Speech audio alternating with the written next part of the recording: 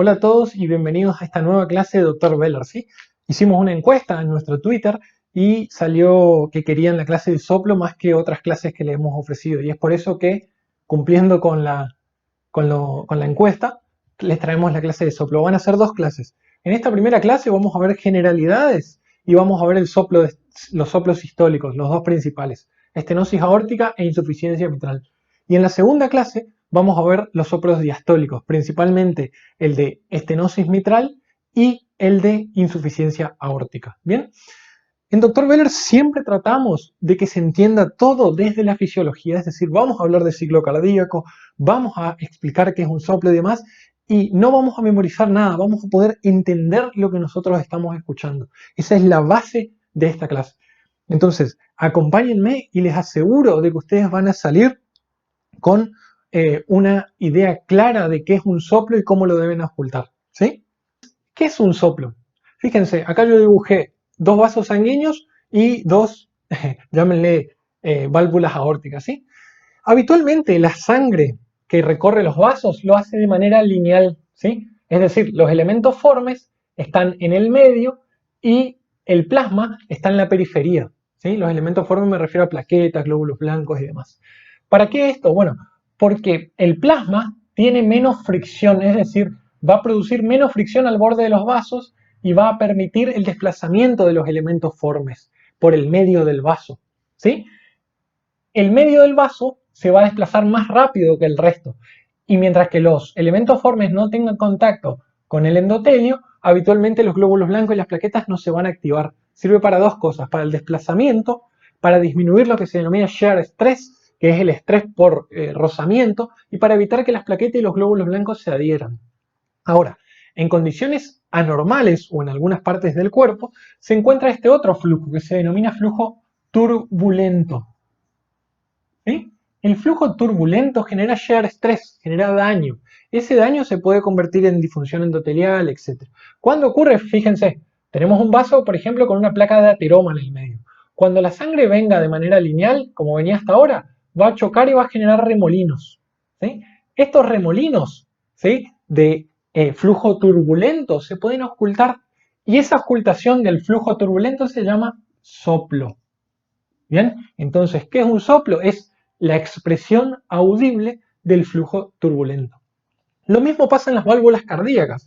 Fíjense, esta válvula sana, esta es una válvula aórtica, tiene una apertura grande, ¿sí?, que permite a la sangre salir de manera adecuada y ir hacia adelante.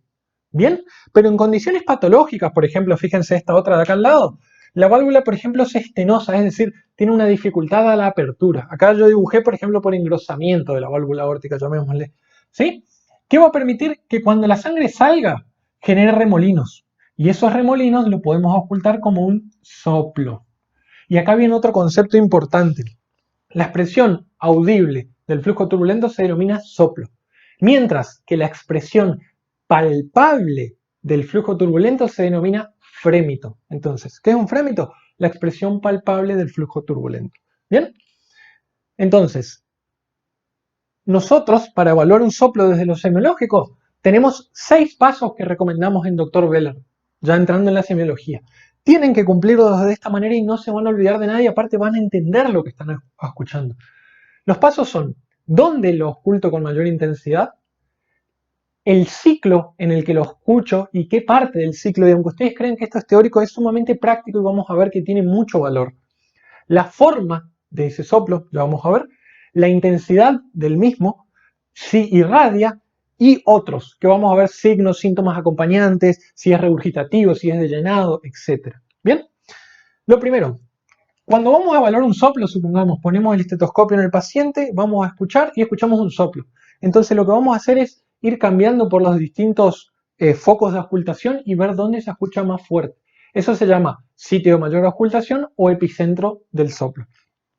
Los focos de ocultación, ¿sí?, son 4 principales. A la derecha del esternón, en la línea paraesternal derecha, en el segundo espacio intercostal, se encuentra el foco aórtico. Donde yo escucho ahí, con mayor intensidad voy a decir que es aórtico.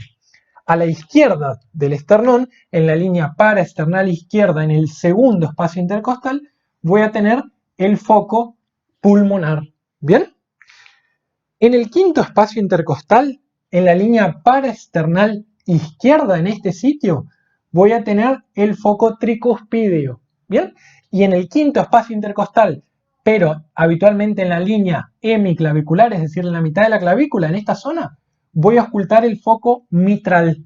Esos son los 4 focos principales. ¿Sí? El foco mitral habitualmente puede estar más a la izquierda, más hacia adentro, más hacia abajo o más hacia arriba. Pero va a estar, como a los fines prácticos, en ese espacio o donde esté el choque de punta. ¿Sí? Es el foco también llamado apexiano. ¿Bien?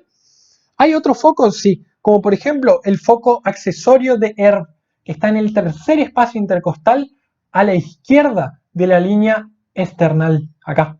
Y es el foco aórtico accesorio, ¿sí? Porque la aorta hace así, viene, foco de la aorta y después gira y baja por acá. ¿Me entienden? Entonces, yo puedo ocultar en esta zona algunos tipos de soplos. ¿Hay otros? Sí, hay otros. ¿Bien? Entonces, en nuestro ejemplo, vamos a tomar como ejemplo la estenosis aórtica de esta enfermedad y vamos a describir cómo es el soplo. Lo primero que vamos a decir es que se oculta con mayor fuerza. ¿Dónde? Como acabamos de decir, en el foco aórtico. ¿Sí? ¿Dónde es el foco aórtico? Segundo espacio intercostal a la derecha del esternón. Acá. ¿Bien? El segundo paso es saber qué parte, ¿sí?, del ciclo ocupa ese soplo. ¿Sí? Y acá tenemos que hablar de ciclo cardíaco obligatoriamente. Es muy sencillo. Observen conmigo. El ciclo cardíaco consta de 2 partes, la sístole y la diástole. La sístole es el periodo del ciclo cardíaco donde el corazón va a contraerse y va a expeler la sangre. ¿Bien? Y está delimitado por estos 2 ruidos, el R1 y el R2. El R1 corresponde al cierre de las válvulas mitrales y tricuspidia, esta y esta de acá, ¿bien? Mientras que el R2 corresponde al cierre de las válvulas aórticas y pulmonares. Entonces, con el cierre de las válvulas mitral y tricuspidia va a empezar la sístole. Y con el cierre de las válvulas aórticas y pulmonares va a terminar la sístole. ¿Bien? Es importante que ustedes entiendan que dentro de la sístole hay periodos. ¿Sí? ¿Qué hace primero el corazón? Ustedes saben que la energía va siempre desde donde hay mayor presión hacia donde hay menor presión. Entonces, ¿qué va a hacer el corazón en la primera parte de la sístole? Acá, en este pedazo de la sístole, fíjense, en la primera porción, va a juntar presión. ¿Sí? ¿Y cómo lo va a hacer? Va a contraerse. Y va a estar lleno ese ventrículo, fíjense, está lleno de sangre, ¿sí? Y se va a contraer contra esa sangre. Pero la válvula aórtica todavía no se va a abrir y la mitral va a estar cerrada. Entonces, ese periodo se llama periodo de contracción isovolúmica o isovolumétrica. ¿Qué está haciendo el corazón? Ustedes saben que presión es choque de moléculas contra las paredes. Tenemos un corazón lleno y que encima se está achicando. Las moléculas van a chocar contra las paredes más frecuentemente y eso va a generar presión.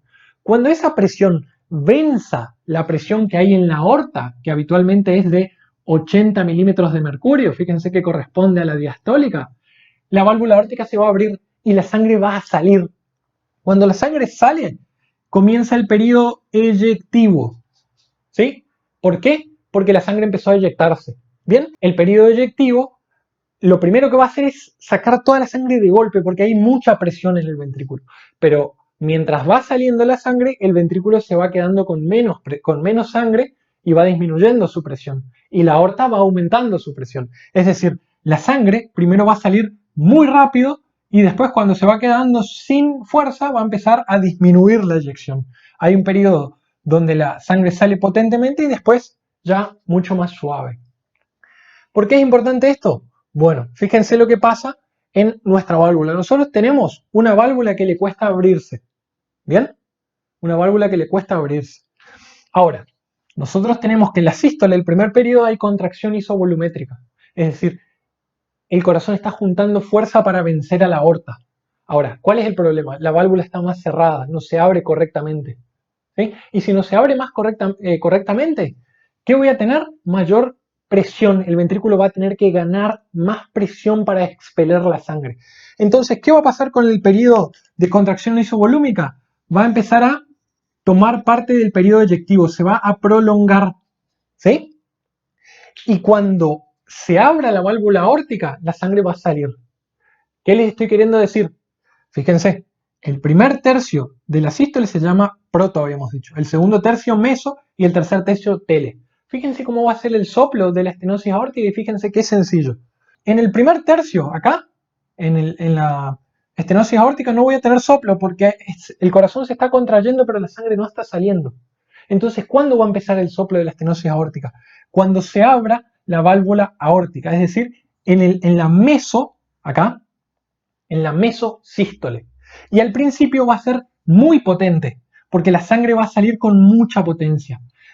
A medida que va saliendo la sangre, dijimos que el corazón se queda sin potencia. Entonces la fuerza va a empezar a disminuir. Y acá les dije dos cosas.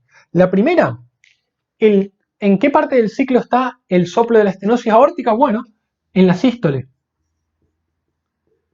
Pero más específicamente en la mesotelesístole. Es decir, es un soplo meso, es decir, en la mitad, y telesistólico. ¿Por qué? Porque la primera porción de la sístole no eyecta sangre, es muy sencillo.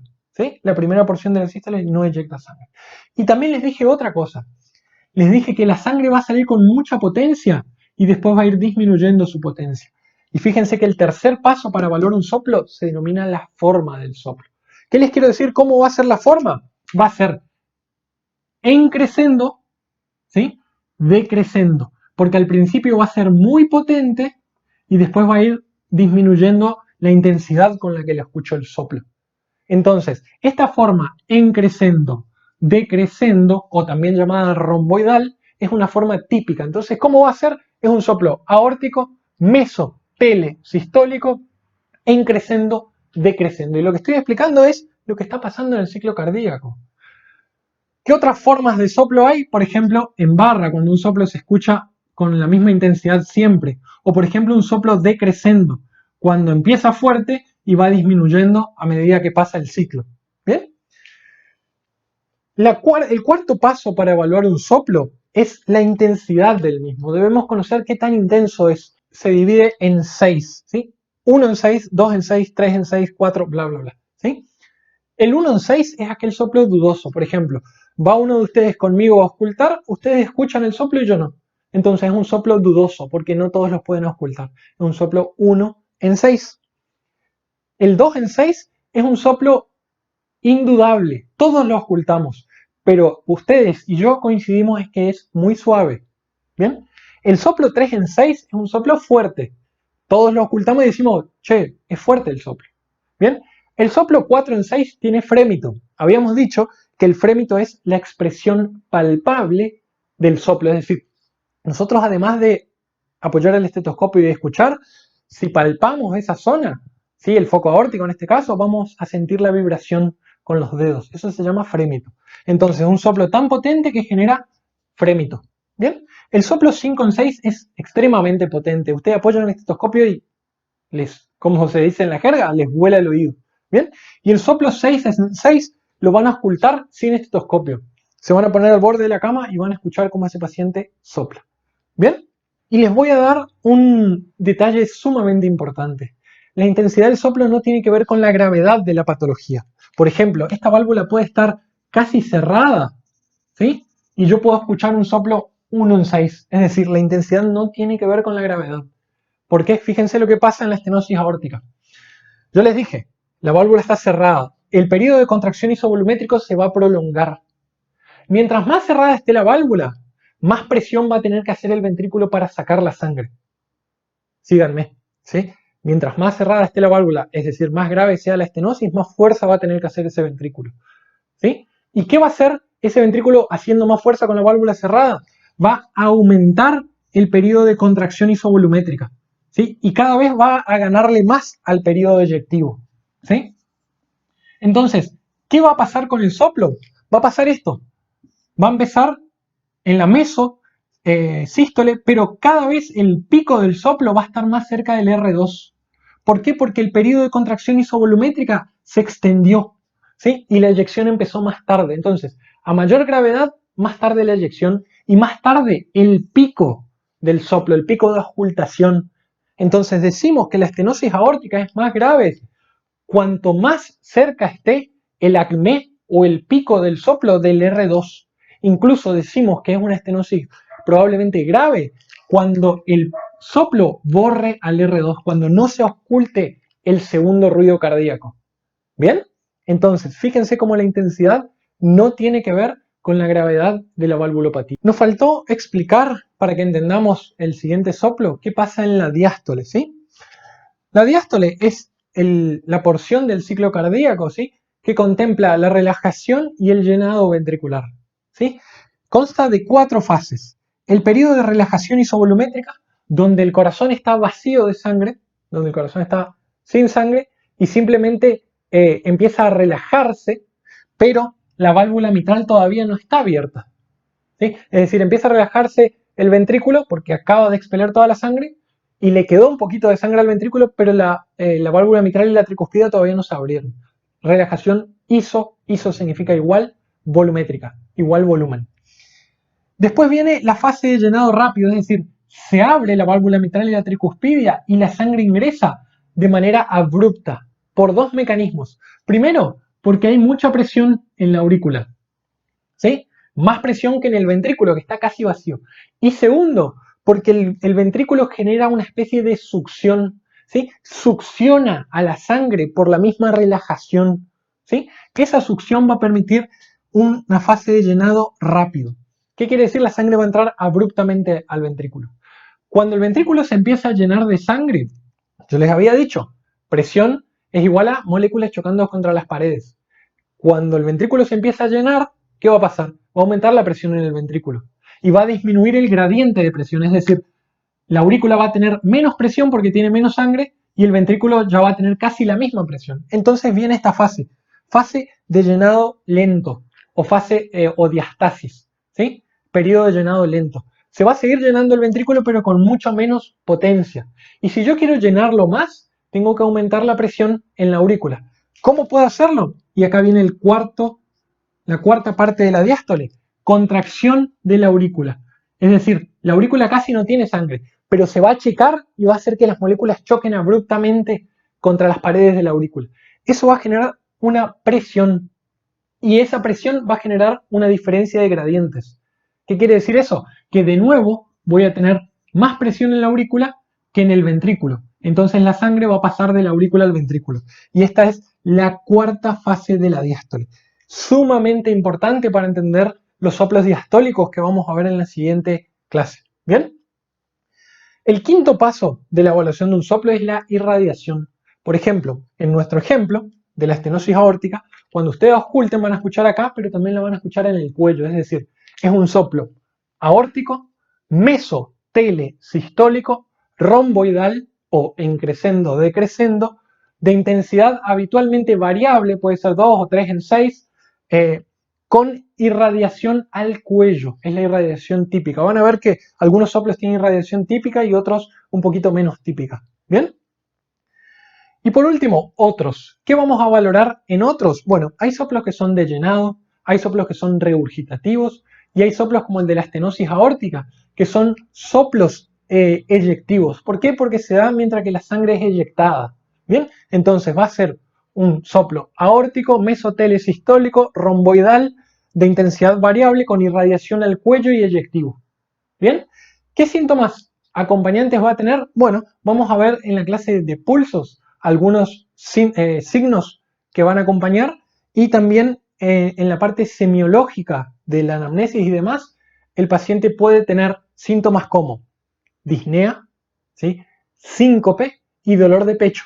Esas son las 3 cosas que les comento rápido que da la estenosis aórtica: disnea, síncope y angor, angina de pecho. Bien, la de peor pronóstico es la disnea, porque habla de que el ventrículo empezó a tener falla diastólica y eso es de mal pronóstico. Ese paciente probablemente necesita un tratamiento de su válvula aórtica. Bien, veamos ahora el otro soplo sistólico, que es el soplo de insuficiencia mitral. El soplo de insuficiencia mitral, fíjense, ¿cuál es la función de la válvula mitral? ¿Sí? ¿Cuál es la función? Que durante la contracción ventricular se cierre, es decir, la sangre no vuelva para atrás. ¿Y por qué? Esto tiene una explicación. Dijimos, la sangre va desde donde tiene mayor presión hacia donde tiene menor presión.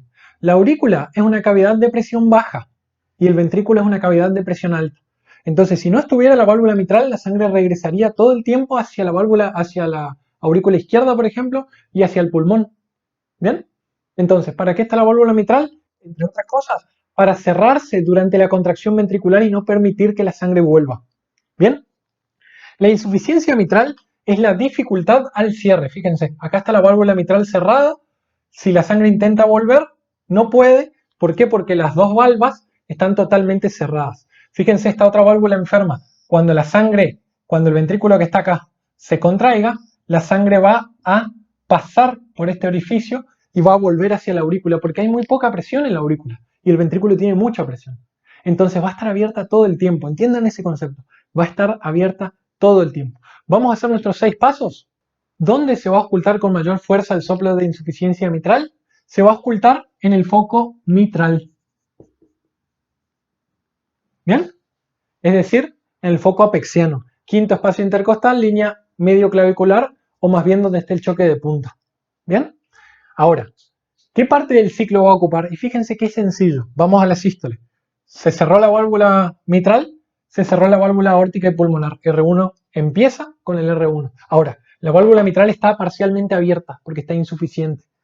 Cuando empiece la contracción isovolumétrica, que el ventrículo estaba lleno de sangre e intentaba vencer la presión de la aorta, se va a encontrar con una válvula mitral abierta.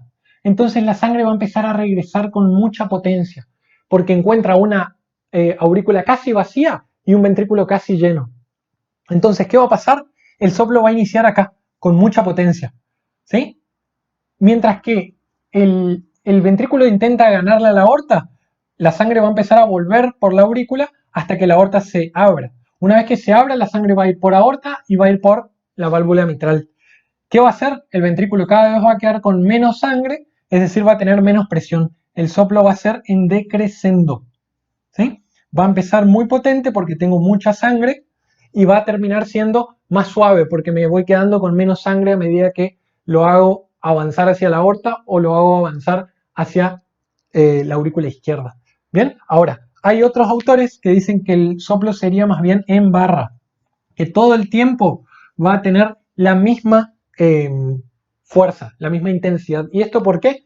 Porque lo que les dije, la aurícula izquierda es una cavidad de muy baja presión, entonces el ventrículo casi siempre va a tener más presión que la aurícula. ¿Bien? Entonces un soplo mitral va a ser sistólico y va a ocupar toda la sístole. Va a ser proto, meso y tele, porque va a empezar desde acá y va a ocupar toda la eyección.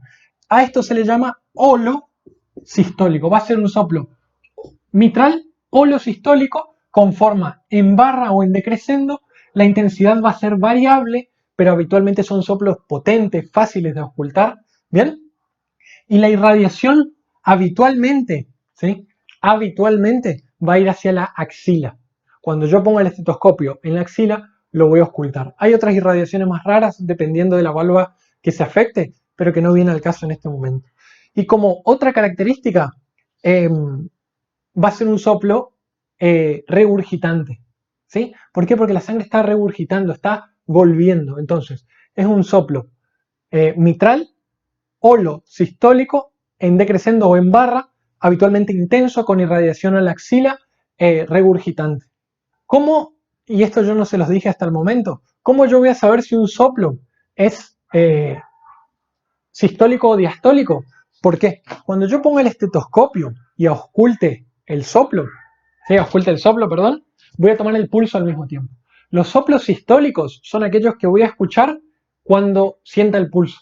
Los soplos diastólicos los voy a auscultar entre medio de cada pulsación, ¿sí? Habitualmente se toman las centrales. Espero esta primera clase de soplos sistólicos y generalidades les haya agradado. Recuerden que tenemos un nuevo Twitter que está empezando a crecer gracias a ustedes.